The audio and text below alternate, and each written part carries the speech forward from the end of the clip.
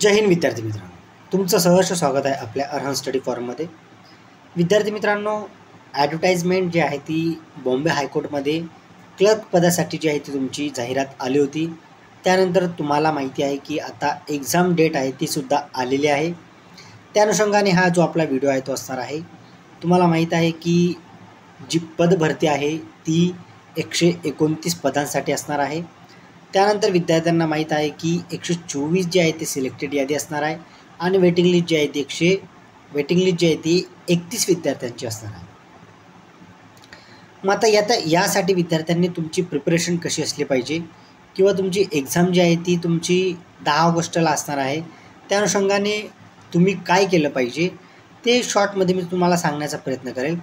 आणि नागपूर खंडपीठ जे पदभरती झाली होती त्यामध्ये विद्यार्थ्यांचा रिस्पॉन्स कसा होता किंवा विद्यार्थ्यांना मार्क्स कसे मिळाले होते त्या अनुषंगाने मी तुम्हाला संपूर्ण गोष्टी जे आहेत ते क्लिअर करणार आहे. विथ तुम्हाला जे नागपूर खंडपीठाचे विद्यार्थ्यांना मार्क्स कशा पद्धतीने मिळाले होते त्याचेसुद्धा मी तुम्हाला एक PDF शेअर करेल आपल्या टेलिग्रामवर. तुम्ही ती पाहून तुम्ही तुमचा कॉन्फिडन्स बूस्ट करायचा आहे किंवा तुम्हाला डाऊन ठेवायचा आहे ते तुम्ही स्वतः ठरवायचं आहे. आता विद्यार्थी मित्रांनो, हे बघा, लक्षात असू द्या की तुमची जी स्क्रीनिंग टेस्ट असते, आता काही विद्यार्थ्यांना हेच माहीत नाही की स्क्रीनिंग टेस्ट काय असते. तर विद्यार्थ्यांना तुमची स्क्रीनिंग टेस्ट होते म्हणजे तुमची एक्झाम होते, जी तुमची ऑब्जेक्टिव्ह टाईप किंवा मल्टिपल चॉईस क्वेश्चन असतात. त्यामध्ये तुम्हाला जे आहेत ते क्वेश्चन विचारले जातात. त्या अनुषंगाने तुम्हाला जे क्वेश्चनची मार्किंग आहे ते व्यवस्थित दिलेली आहे. त्यामध्ये तुम्हाला 10 मार्काचं ग्रामर येतं, मराठी ग्रामर, 20 मार्काचं इंग्लिश येतं, GK तुमचं 10 मार्काला येतं, जनरल इंटेलिजन्स म्हणजे बौद्धिक क्षमता चाचणी तुमची 20 मार्काला येते. त्यानंतर अॅरिथमॅटिक जे आहे ते तुम्हाला 20 मार्काला येतं आणि कम्प्युटर जे बेसिक कम्प्युटर आहे त्याच्यावर तुम्हाला 10 मार्कावर अशा पद्धतीने तुम्हाला जे आहेत ते क्वेश्चन जे आहेत ते तुम्हाला येत असतात. मग आता यामध्ये विद्यार्थ्यांना मार्क कुठे कमी पडतात किंवा विद्यार्थी जे आहेत त्यांनी जर 45% मार्क जर आणले नाहीत तर काय होतं. तर विद्यार्थी मित्रांनो, जर तुम्ही मिनिमम जर तुम्ही 45 मार्क म्हणजे जे 90 पैकी जे आहेत ते विद्यार्थी मित्रांनो 45 मार्क्स जर तुम्हाला आले नाही म्हणजे याचा अर्थ जर 50% मार्क जर तुम्हाला आले नाहीत तर तुम्ही टायपिंगसाठी इलिजिबल होत नाही. भरपूर विद्यार्थ्यांना एक्झाम पॅटर्नच समजत नाही.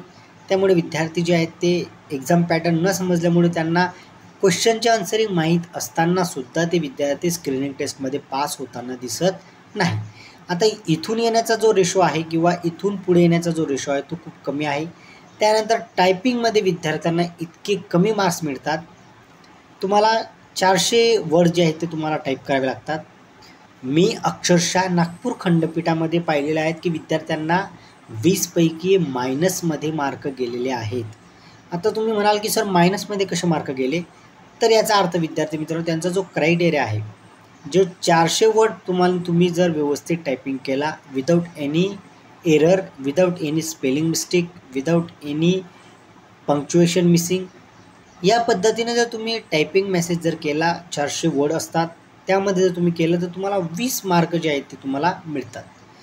त्यामध्ये त्यांचे मार्किंग असतात. जर तुम्ही 5 जर तुमच्या चुका झालात किंवा 5 जर तुम्ही एरर केलेत तिथे तर तुमचा 1 मार्क जो आहे तो मायनस होतो. तुमचे काही 1.5 मार्क मायनस होतात, काहींचे 0.25 मार्क एवढे जे आहेत ते मायनस होताना दिसतात. अशा पद्धतीने जे आहेत ते त्यांचा क्रायटेरिया असतो.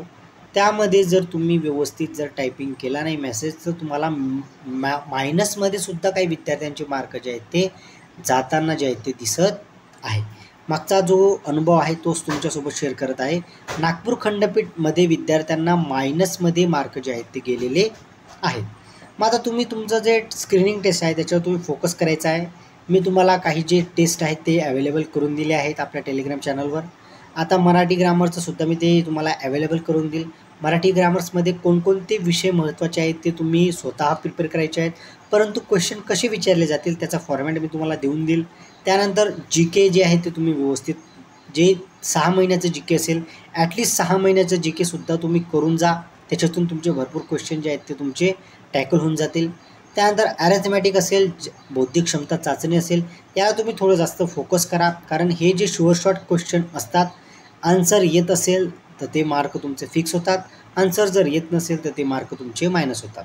म्हणजे जे शॉर्ट तुमचे क्वेश्चन बरोबर यायला पाहिजे ते तुमचे 20 मार्क जे आहेत ते तुम्हाला समजून जाणार आहे. ते तुमचे आहेत इंटेलिजंट किंवा बौद्धिक क्षमता चाचणी आणि अॅरिथमॅटिक.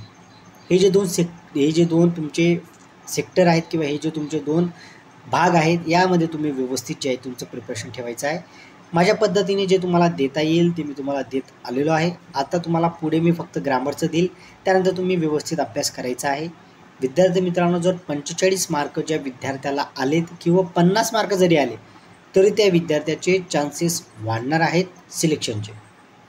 ज्या विद्यार्थ्यांना 60 किंवा 62 मार्क आले त्या विद्यार्थ्यांनी टायपिंगमध्ये एफर्ट घेऊन जर त्यांनी व्यवस्थित केलं तर ते विद्यार्थी मित्र जे आहेत ते वायवापर्यंत इझिली पोहोचू शकतात. हे माझं आजचं स्टेटमेंट तुम्ही रेकॉर्डमध्ये फॉर्ममध्ये सुद्धा पाहू शकतात. हा आपला व्हिडिओ इथंच राहणार आहे. जे विद्यार्थ्यांचे सिलेक्शन होईल त्यानंतर त्या विद्यार्थ्यांना कसे मार्क मिळाले ते सुद्धा शेवटी आपण जेव्हा डिस्कशन करू तेव्हा ते तुम्हाला समजून जाणार आहे. चला विद्यार्थ्यांना, मी आता तुमची रजा घेतो. जय हिंद. हॉल तिकीट आलं की मी ते सुद्धा तुम्हाला व्यवस्थित मेन्शन करून देईल. डाउनलोडची लिंकसुद्धा आपल्या टेलिग्राम चॅनलवर देऊन देईल. तुम्ही व्यवस्थित प्रिपरेशन करून जायचं आहे. ज्या विद्यार्थ्यांचं कोणत्या सिटीमध्ये आपलं नाव आलेलं आहे त्या विद्यार्थ्यांनी त्याच पद्धतीने प्रिपरेशन करून जायचं आहे. व्यवस्थित जायचं आहे तुम्ही. त्यानंतर कसलाही लोड घ्यायचा नाही आहे. व्यवस्थित प्रिपरेशन चालू ठेवा. स्क्रीनिंग टेस्टमध्ये पास झालात की लगेच टायपिंगची सुरुवात करायची आहे. चला विद्यार्थ्यांना, आता तुमची मी रजा घेतो. जय हिंद.